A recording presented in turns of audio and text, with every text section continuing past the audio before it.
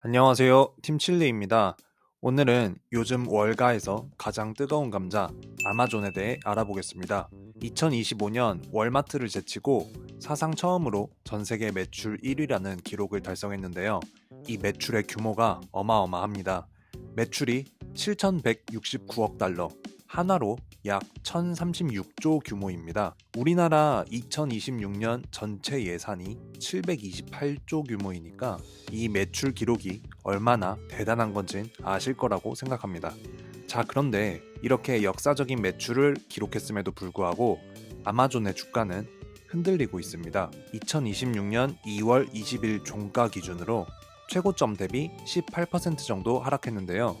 오늘은 아마존이 어떤 이유로 고전하고 있는지 또 앞으로 어떻게 대응해야 할지 한번 알아보겠습니다.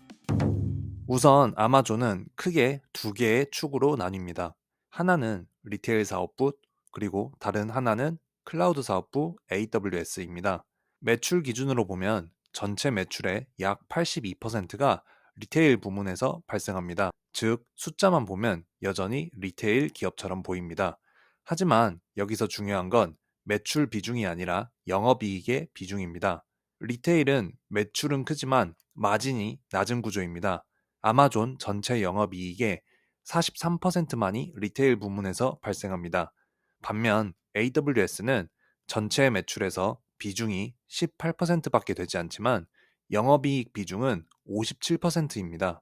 초기에는 데이터 센터나 서버, 네트워크 구축에 큰 돈이 들지만 한번 인프라를 깔고 나면 돈이 크게 더 들어가지 않으니 이익률이 높아 가능한 수치입니다. 그래서 겉으로 보면 아마존은 쇼핑몰이지만 속을 들여다보면 클라우드 서비스인 AWS가 돈을 벌어서 리테일을 떠받치고 있는 구조입니다. 그런데 이렇게 돈을 잘 버는 구조라면 주가는 왜 하락세에 빠졌을까요? 답은 간단합니다. 지금 시장은 이익을 보고 있는 게 아니라 현금 흐름을 보고 있기 때문입니다. 아마존의 2025년 영업이익은 약 800억 달러 수준입니다. 순이익도 약 777억 달러입니다.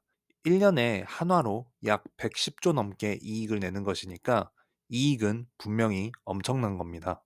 그런데 잉여 현금 흐름, 즉 프리 캐시 플로우는 2024년 약 382억 달러에서 2025년 약 112억 달러로 급감했습니다. 그 이유는 바로 부동산 같은 유형 자산과 장비를 구매하는 비용이 전년 대비 507억 달러나 증가했기 때문입니다. 아마존이 부동산을 샀다라고 하니까 물류 창고를 더 지은 건가? 이렇게 생각하실 수도 있는데요.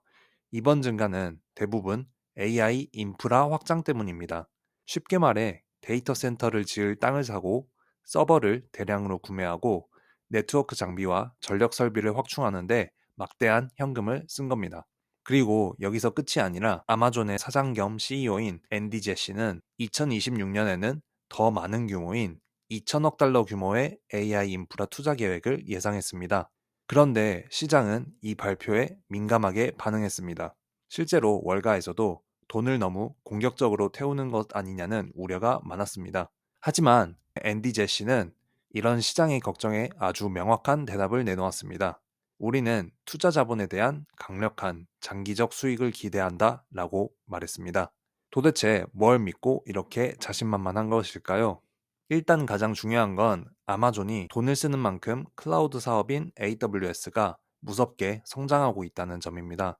지난 2025년 4분기 실적을 보면 AWS 매출 성장률이 24%를 기록했습니다. 최근 13분기 중 가장 빠른 성장률을 기록했습니다. 그리고 아마존은 엔비디아의 비싼 칩을 사오는 것에만 그치지 않고 자체 AI 반도체인 트레이니움과 그라비톤을 직접 만들고 있습니다. 이 반도체 사업에서만 벌써 연간 100억 달러 이상의 매출이 나오고 있고 성장률은 매년 세 자릿수입니다. 남들보다 훨씬 저렴한 비용으로 AI 서비스를 제공할 수 있는 무기를 이미 손에 쥐고 있다는 뜻입니다. 또한 리테일 쪽에서도 AI가 돈을 벌기 시작했습니다.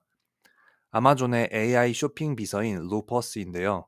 현재 3억 명 이상의 고객이 루퍼스를 사용 중이고 놀랍게도 루퍼스를 사용하는 고객은 그렇지 않은 고객보다 구매 확률이 60%나 더 높다고 합니다.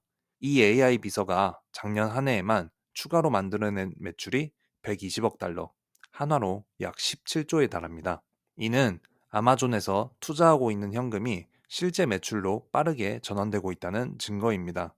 이외에도 아마존의 자체 광고 사업이 폭발적인 성장으로 리테일의 낮은 마진을 완벽하게 메워주고 있고, 최근 미 대법원에서 트럼프 행정부의 관세 부과에 제동을 걸면서 아마존이 이미 납부한 관세 중 일부를 환급받을 수 있다는 기대감도 커졌습니다.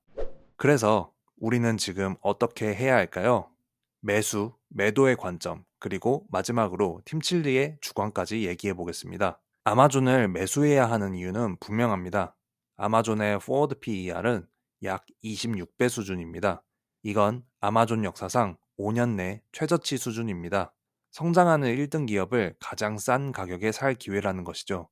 또한 빌 에크먼은 지난 분기 아마존 비중을 64%로 확대하면서 승부수를 띄웠습니다.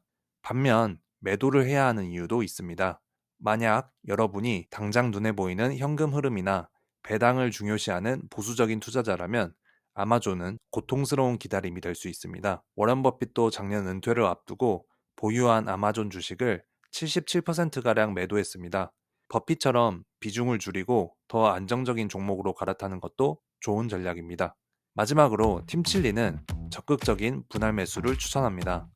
아마존은 과거에도 물류창고를 대대적으로 지을 때마다 망한다는 소리를 들었지만 결국 그 인프라로 세상을 지배했습니다. 지금 2천억 달러를 들여 깔고 있는 AI 데이터 센터는 미래의 통행세를 받기 위한 필수 인프라입니다. 210달러 부근은 안전 마진이 충분한 구간이라고 판단하며 적극적인 분할 매수를 추천드립니다. 단기적인 자본 지출 때문에 주가가 흔들릴 때가 오히려 장기 투자자에게는 축복일 수 있습니다. 워런 버핏은 떠났지만 빌 에크먼과 낸시 펠로시는 아마존의 미래에 베팅했습니다. 여러분들도 소신껏 투자하시길 바라며 오늘 내용이 도움이 되셨다면 구독과 좋아요 부탁드리겠습니다. 여러분의 생각은 어떠신지 댓글로도 많이 남겨주세요. 지금까지 팀칠리였습니다. 감사합니다.